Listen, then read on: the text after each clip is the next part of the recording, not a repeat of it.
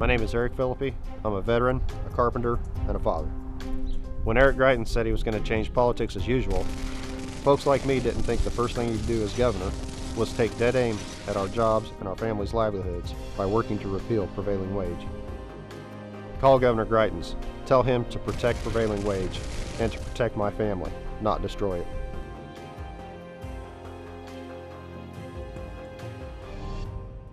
Across Missouri, our new car and truck dealers are building strong local economies. When you buy a car or truck in Missouri, you're helping to support over 20,000 Missouri families who rely on the auto industry for good-paying local jobs. You're also helping fund our communities, schools, first responders, and our roads because dealers generate millions of dollars in tax revenue. Missouri's automobile dealers have been the foundation of our communities for generations and for generations to come. The Missouri Automobile Dealers Association, the heart of Missouri.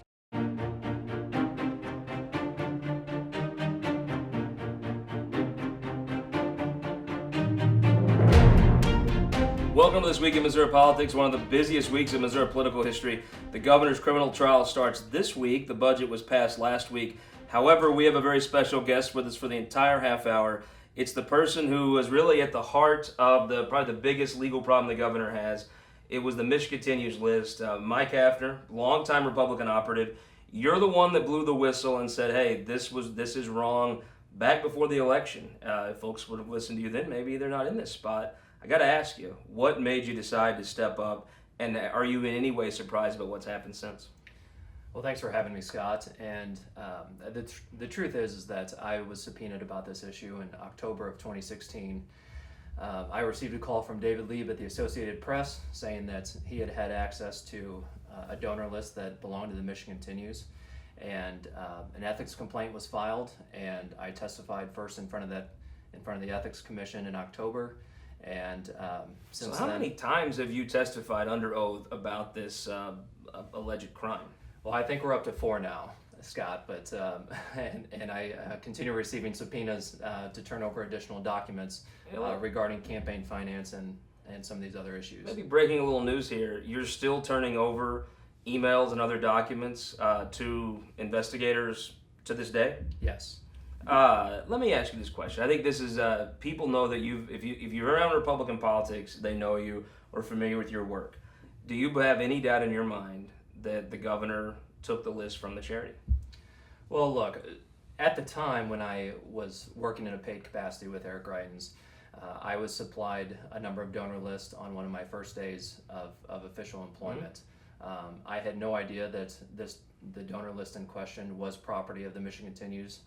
Nor was it created by an employee of the Michigan Continues, and it was a surprise to me when I received the phone call, and David Lieb had put together the background information and said that it was indeed a property of the charity, and that it was likely taken unlawfully. When David Lieb laid out those facts, and now looking back, do you believe that is the property of the charity and it was taken for political use?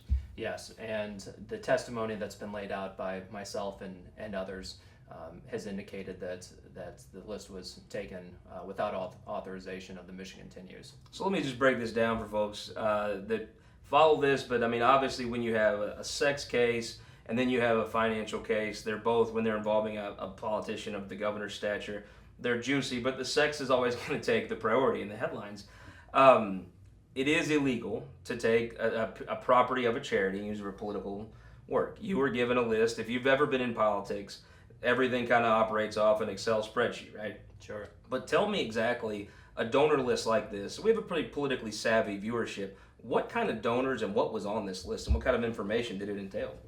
Sure. Well, so the contact information for very high wealth individuals, people from former presidents of the United States to billionaires, to companies that were interested in contributing to veterans' causes, as well as billion-dollar foundations.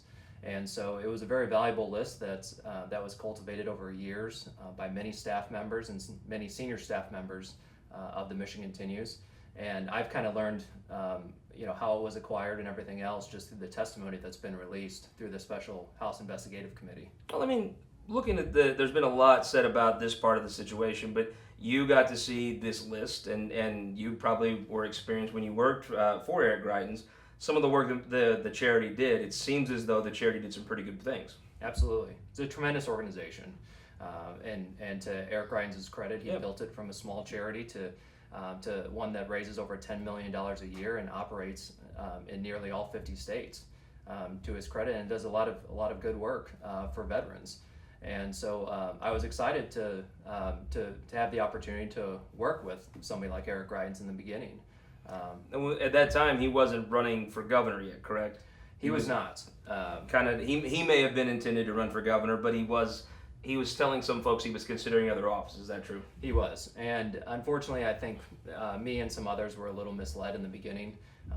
Through 2014, when myself and a few others were acting as informal advisors to Eric and his pending campaign, he had indicated to us that he was interested in running for other offices. Through the House testimony, it's kind of been revealed that he settled on the office of governor in early 2014. I gotta that say, was kind of a surprise to us to know that. But when I heard that, I was like, oh, whatever. How many people come out of nowhere and run? But I mean, obviously, to his credit, he knew what he was doing, and he won not only the primary but the race. It was probably the most captivating primary I've ever seen. At some point in this, you ended up not working for Eric Greitens. What happened there? Correct. We parted ways in March of 2015, late March 2015, and there were no hard feelings when we parted ways. It was very amicable. And 5 months later, I went to work for John Brunner, who ended up running, obviously, for governor, and saw Eric a couple times through the primary at different events, and we shook hands, and there was no hard feelings. I always appreciated the opportunity to work with him in a paid capacity, and it didn't work out, and we all moved on, and as you know, it was a primary for the ages, and we're still experiencing the effects of what happened in that primary. So back to the list and the timing. In the time you worked there, the first quarter of 2015, you were using this list to try to set up appointments, donor calls for the Greitens for ultimately governor campaign, correct? Mm-hmm. It was an exploratory type thing, but you were actually using this list to set up meetings and phone calls and all the ways you elicit donations. You were using that list to do that, correct? In effect, yes. We took that list and a couple other tracking donor lists that Eric and his campaign team had created through 2014. And I met with Eric multiple times in January of 2015 and went through those lists name by name, and I took down notes and built those notes and names and contact information into donor lists, into call lists for Eric to reach out to and solicit contributions for his campaign. Well, let me ask you this: where the stories intersect, the trial that's going to happen this week. During the time you're setting up these with former presidents and billionaires and things, you're setting up these donor calls. This is when the governor has said he's having an affair with a hairdresser, and obviously some things that are been questioned quite aggressively in his basement have happened. That's the same time you're setting up the calls from this list. Is that correct? Sure. The alleged incidents that have occurred that have to deal with the invasion of privacy case happened. It appears happened at the same time I was employed by him, but I didn't know anything was going on. My access to Eric was in the office, and I didn't know anything was occurring outside of that. I don't think many people in politics really knew him. There were some Democrats that knew him from when he considered running for office as a Democrat. Sure. But I don't think many people in Republican politics knew him. And if you live in the city of St. Louis, that's not exactly a hotbed of Republican political activity. Sure. Well, and that was unique about Eric's candidacy from the very beginning. We helped him network around the state with donors, activists, other influencers, because nobody knew who he was.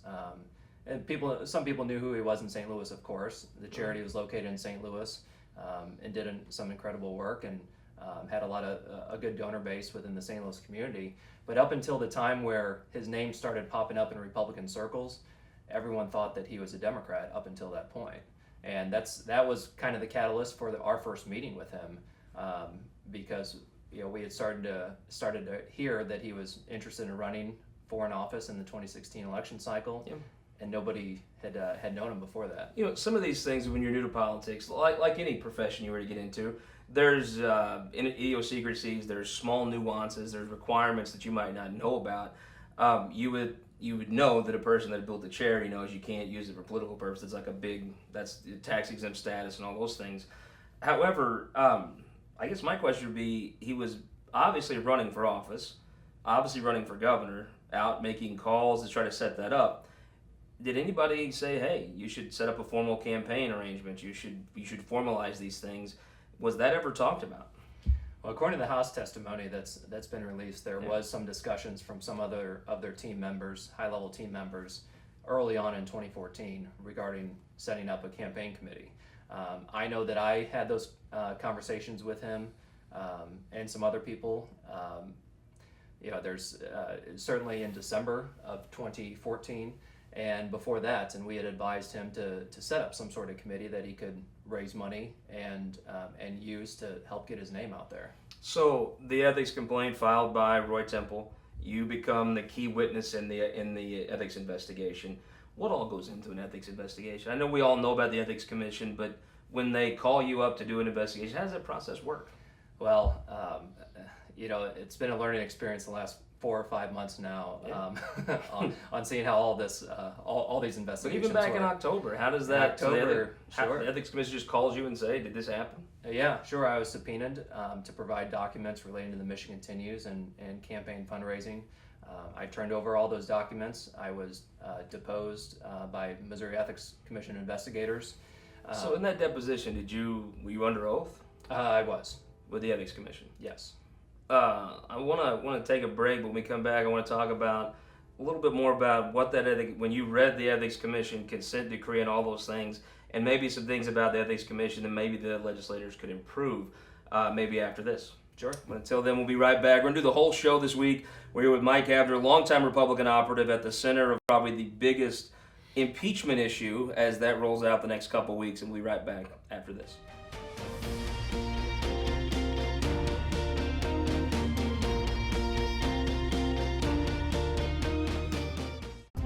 My name is Eric Philippi.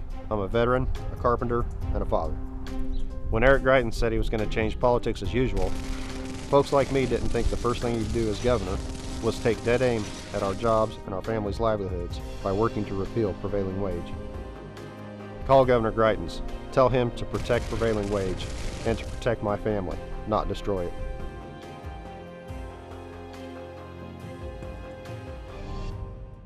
Across Missouri, our new car and truck dealers are building strong local economies. When you buy a car or truck in Missouri, you're helping to support over 20,000 Missouri families who rely on the auto industry for good-paying local jobs. You're also helping fund our communities, schools, first responders, and our roads because dealers generate millions of dollars in tax revenue.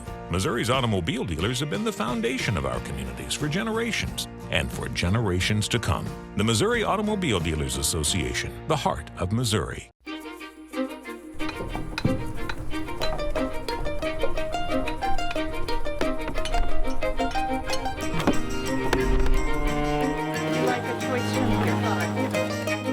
Put the road down. You all have enough prizes?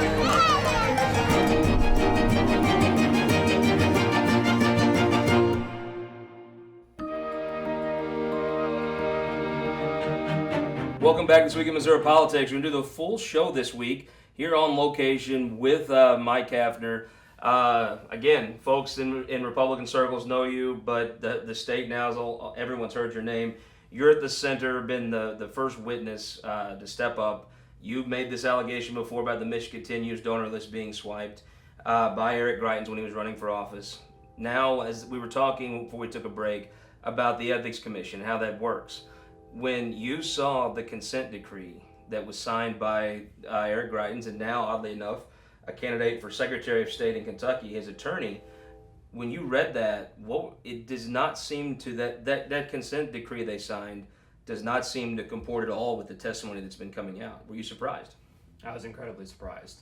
As soon as I read it, I knew that if law enforcement or if anyone else ever looked into it, that I'd be wrapped back up in this thing really fast, because what they said about the list and how it was acquired and the date in which the campaign acquired it was just completely false. It was completely untruthful. And so I was incredibly surprised when I saw that they said their campaign manager had supplied them the list on March 1st, when I had been using that list in January, 2 months prior to that. So, speaking of the campaign manager, what they said was Danny Lobb had somehow made the list his property and then give it to the campaign, and he didn't report it. Mm-hmm. I think most folks kind of rolled their eyes at the situation, but you had a governor just coming into office, kind of the honeymoon period, and the Ethics Commission sometimes, I think its critics can say, is devised by politicians to make sure no one's ever called unethical. But more to the point, tell me about Danny Lobb. He speaks highly of you. Were you surprised that he was brought into it like he was? I was, and if you read his testimony to the Attorney General, it seems like he was misled quite a bit on what he was signing up for to do, when apparently the campaign manager called him, or the current campaign manager called him and asked him to put his name on the consent form. I'm not sure why they decided to do it that way. I just know when I read it that if law enforcement looked into it, that I would have to be back in this thing. Did anybody at the Ethics Commission, so there was, I'm sure, a transcript made of your testimony to the Ethics Commission. What your testimony was then, and I guess has been the 4 or 5 times you've given it since, is not what was in that consent order. Did they ever call you and say, this is how we're going to adjudicate this, or after you testified to them, the next thing you saw was the consent order in February? Sure. No, I never heard from them. I haven't heard from them since I was deposed in October of 2016, and so I was extremely surprised about the consent order, and it is a question that people should ask. Why was there never any criminal referral or anything else made when that consent order came out? Because the facts, I had turned over all those documents and provided the proof because I was subpoenaed for it, and why there was never any criminal referral, I don't know, and that's something that lawmakers should ask questions about. Do you think it was part of, when you're in politics, there is a natural ebb and flow to things. And when a governor comes in, this was sort of trying to settle something, a governor that won a very contentious election comes in, I think maybe there was a honeymoon period where they were maybe giving him, I don't know about a break, but maybe not pursuing it as much as he would have. Let's say if this happened in the 7th year of Governor Nixon's term, maybe that's treated a little differently. Do you think that they get a little slack for that? No, I don't think elected officials should be able to lie to the Missouri Ethics Commission. Mm-hmm. They're there for a reason, and maybe they need more teeth and investigators. Let me ask you that. You've been at the center of the most famous now Ethics Commission investigation ever. It's kind of an interesting poetic justice that probably the thing he did in office was sign that order that was false, it appears now. The question I'd have for you is, what could you do to change the Ethics Commission? Because I've never thought they were bad people, but I do think they're deprived of a lot of the resources other investigatory groups have. You don't want to see turn into a thing where you can attack your opponents with using them, but you've been through this more than maybe most anybody else in the state. What could the Ethics Commission be provided with that keeps that balance right? Sure. Well, I think that they're probably doing all that they can with the resources that they have. So they need more investigators. They need a bigger budget. It might appear, or maybe just changing the process on handling complaints, ethics complaints. I've been told that they do not refer very many criminal issues like this, or potentially criminal issues like this, to local prosecutors for further investigation. I don't know if that's... Now, I remember Steve Webb, a very popular legislator in St. Louis County. Mm-hmm. He actually did some time in jail from something like this. I remember Robin Wright Jones. Some of these things have, former senator, they've been referred. Courtney Curtis can't file for office because of a fine that he's still adjudicating. Mm-hmm. Do you think those legislators were treated differently than this governor? I don't care to speculate on that. I don't know, and I'm not completely familiar with the kind of offenses that were happening. Sure. Maybe they were more egregious or anything, something along those lines. But Well, let me ask you this: the folks in the state, a lot of folks know Danny Lobb when he's done political work. Not that many people watching this, they may have heard his name now, but they might not have worked with him. What kind of guy is he? He was a really good guy. He was a good friend of mine. I went to college with him. He was a little younger than me, but come across him, worked in the same Republican circles, and got to know him a little bit better when I worked with him on the Greitens campaign. And he believed in Eric Greitens and his candidacy, and was on board, I think, as the first first political staffer early in 2014, and really helped Eric with laying the foundation for his campaign.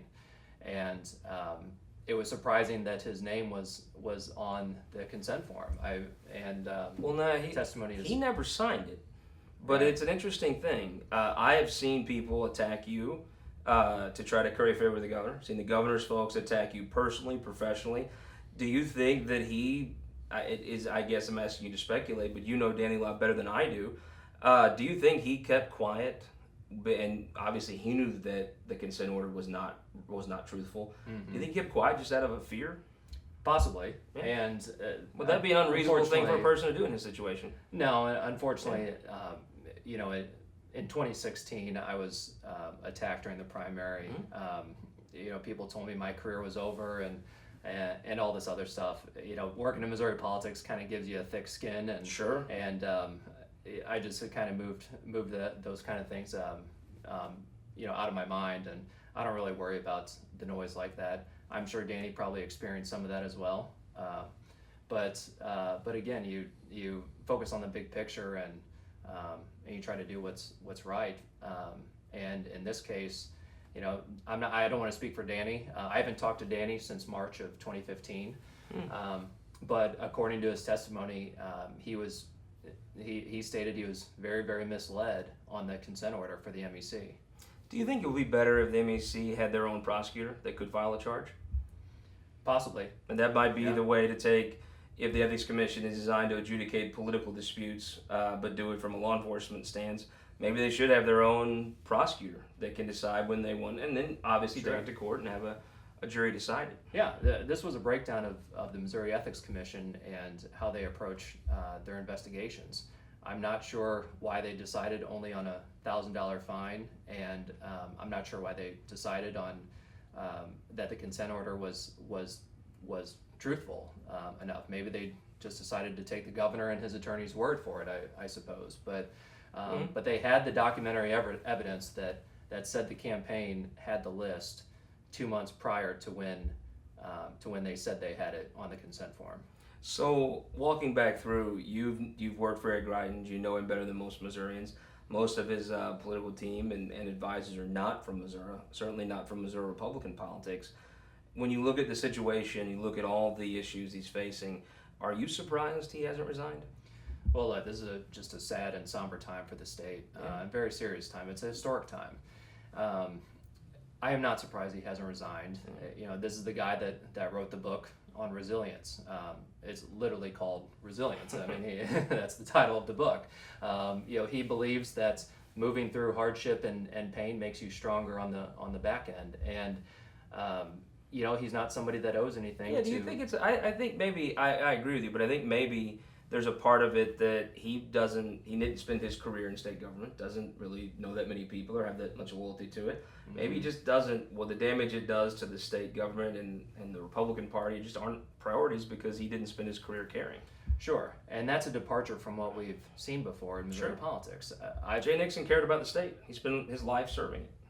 Absolutely, and I've been fortunate to work for some really, really great individuals and candidates, people like Matt Blunt and Senator Jim Talon and Lieutenant Governor Peter Kinder, who have always put the party and the state ahead of themselves. Speaking of that, Josh Hawley, Claire McCaskill, heavyweight fight. I wasn't a Hawley supporter in the primary, but I have to say, if you talk about a person that comes to a situation, one of the most combustible situations, you could never, no one would believe you if you try to tell this story in the hypothetical. It wouldn't even make sense. I think he's held himself pretty well. How do you see that race shaping up? He has, and to Josh's credit, he moved on really really quick as soon as there was something to investigate on the governor. And I know because I had to be a part of those investigations. You know a lot of politicians. I don't know that many politicians that would have had the moxie to do that. Sure, and Attorney General Hawley deserves a lot of credit. I think that's a real profile in courage. It's not easy to investigate the governor of your own party. You know Chris Koster, so do I. I'm not sure Chris Koster does things like Hawley did them. I'm not sure that, and I'm an admirer of Chris Koster. I actually think Josh Hawley acted far above what I think most people I know in that situation would have done. Yeah, I fully agree. Who wins that race? I'm optimistic. I'm going to say Attorney General Hawley does. What are you working on right now these days? Still advising a number of PACs and trade associations, corporations, and helping out a few candidates here and there. My assumption is that phone's starting to ring more and probably will more into the cycle right now with what's going on. Well, it'll get a lot busier when we get into the summer, and look, we kind of hope that that the governor's affairs and everything will be put behind all of us by the time the primaries roll around. Last question. Missouri has been a +5 Republican state, ranging up to even maybe a +9 with Trump. Where do you think Missouri is a Republican +5? Where do you think Missouri is Republican +3 now, 2? I think that's a fair assessment. Yeah. The glory days of 14 and 16 probably are not going to be what is in store for 2018, but I think it's still a Republican state, and the question will be, McCaskill's good. Right to work will matter. All the issues the governor's putting on the November ballot, that's not going to be favorable to the Republican Party. If you had to guess right now, it's +3 maybe. Where do you think it'll be in November? Let's stick with +3. Yeah, I think so too. Yeah. Well, I want to thank you for joining us. Pretty special edition of the show. There was so much to talk to you about. We couldn't have done it in one segment. And I didn't want to bug you to come back twice. So thank you very much for joining us. Thanks for having me. We will see you next week back in our normal studios on This Week in Missouri Politics.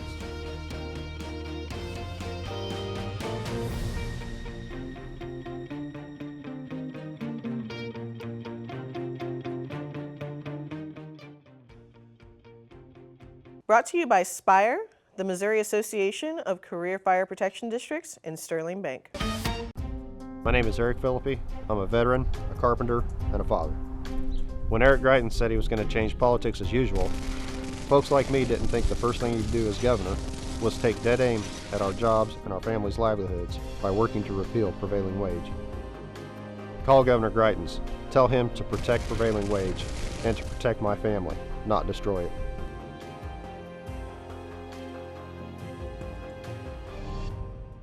Across Missouri, our new car and truck dealers are building strong local economies. When you buy a car or truck in Missouri, you're helping to support over 20,000 Missouri families who rely on the auto industry for good-paying local jobs. You're also helping fund our communities, schools, first responders, and our roads because dealers generate millions of dollars in tax revenue. Missouri's automobile dealers have been the foundation of our communities for generations and for generations to come. The Missouri Automobile Dealers Association, the heart of Missouri.